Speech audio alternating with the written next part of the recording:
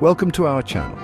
Today we're diving into the world of psychology with three fascinating stories that will blow your mind. Now, I've spent over 4 decades dealing with folks and their problems. And let me tell you, the human mind is a powerful, mysterious thing.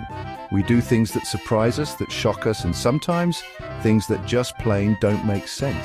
But that's what makes it so fascinating, right? Let's get started.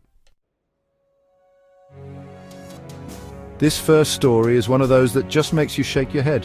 It's about a young woman, Kitty Genovese. In 1964, Kitty was attacked and murdered in New York City. Tragic, right? But here's what makes it even worse. It happened outside her apartment building in a public area, and there were reportedly 38 witnesses who either heard or saw the attack. 38 people. Now, you'd think someone would have stepped in, called the police, done something, right? But you know what? Most of them did nothing. They just stood there. Why? That's the million-dollar question. This case, as awful as it was, led to some groundbreaking research on what's now called the bystander effect. See, when we're in a crowd, we tend to think someone else will take responsibility. We diffuse the responsibility, tell ourselves someone else will handle it. The problem is, if everyone thinks that way, nobody does anything. We become paralyzed by inaction. This happens all the time, folks. We see someone getting bullied, someone struggling, and we tell ourselves it's not our business, that someone else will intervene. But we got to ask ourselves, what if we were the ones in trouble? Would we want someone to stand up for us? Of course we would. So the next time you see something's wrong, don't wait for someone else. Be the one to take action. You might just save a life. Now, let's talk about a controversial one, the Stanford Prison Experiment. Back in 1971, this psychologist, Philip Zimbardo, wanted to understand how people behave in a prison environment. So he set up a mock prison in the basement of Stanford University. He got a bunch of college students, perfectly normal guys, and randomly assigned them to be either guards or prisoners. The guards were given uniforms, sunglasses, and told to maintain order. The prisoners were arrested at their homes, stripped, deloused, and given numbers instead of names. Now, remember, this was all supposed to be an experiment. They weren't really prisoners, and the guards weren't really guards. But here's where it gets scary. Almost immediately, the roles took over. The guards started acting abusive, humiliating the prisoners. The prisoners became passive, submissive. Some even had mental breakdowns. The experiment, which was supposed to last 2 weeks, was shut down after just 6 days. It got way out of hand. Now, this experiment raised a whole lot of ethical concerns. People were traumatized. But it also showed us something powerful about human nature.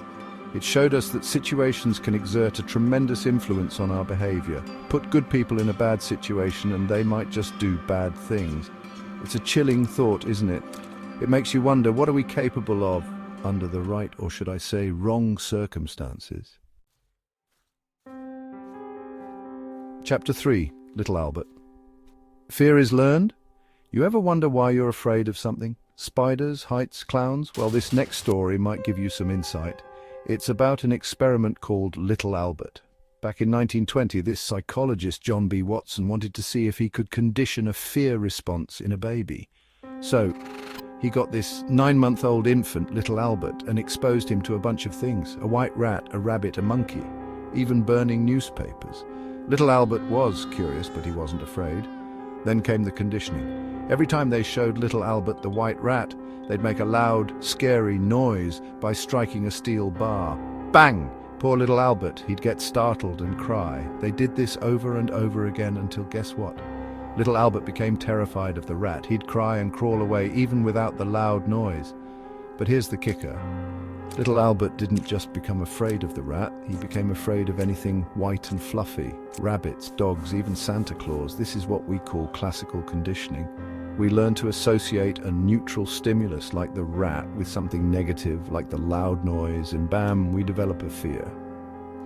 Now, this experiment, while groundbreaking at the time, is considered highly unethical today. You can't just go around traumatizing babies, but it did teach us something important about how we learn, how our experiences shape our fears and phobias. It makes you wonder, what fears have we picked up along the way, and how are they affecting us today?